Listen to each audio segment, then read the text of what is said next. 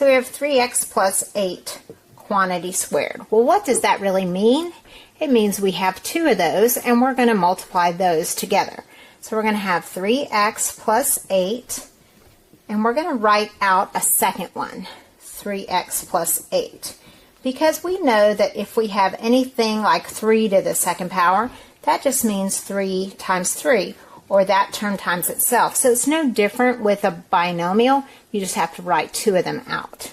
Okay, now when we multiply binomials together, we're going to FOIL it. First, outer, inner, last. That's what we did in the last lesson. But these have a special pattern. So let's take 3x times 3x. That gives us 9x squared.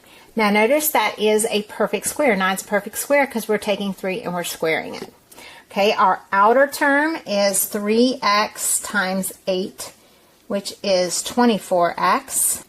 Our inner term is 8 times 3x, which is also 24x. Now, that is not a coincidence. Every single time you square a binomial, the middle terms are going to be the same when you do outer and inner. Okay, and then when we do the last, we're going to take 8 times 8, which is 64. And since these signs are all positive, it makes it fairly easy. Everything's just positive. Now, if you'll notice, the 9x squared, the first term, is a perfect square. If you'll notice, the 64, the last term, is a perfect square. And that's really just the first and the last term squared, right? Okay, now for the middle term. You can add those and combine those together, and they add up to 48. So we have a positive 48x. Okay?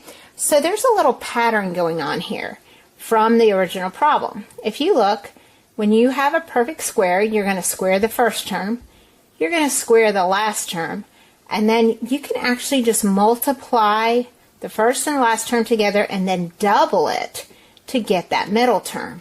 Okay? So let's look at a couple of these and see if we can figure out this pattern. Okay? So let's look at, and this one's not on your note-taking guide, but I just want to show you another example.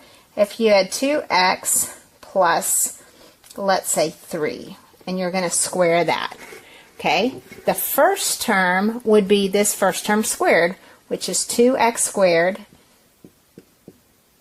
Let me write it like this. It would be the first term quantity squared, which would be 4x squared.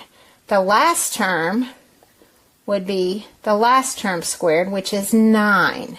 Okay, now to get this middle term, we're going to multiply these two together, but then double it because of the outer and the inner concept.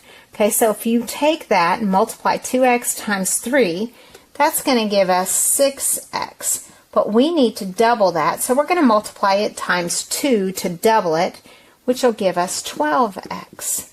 And that is the product. So it's a kind of neat little pattern. Okay, multiply the first, multiply the last, multiply and double for the middle. Okay?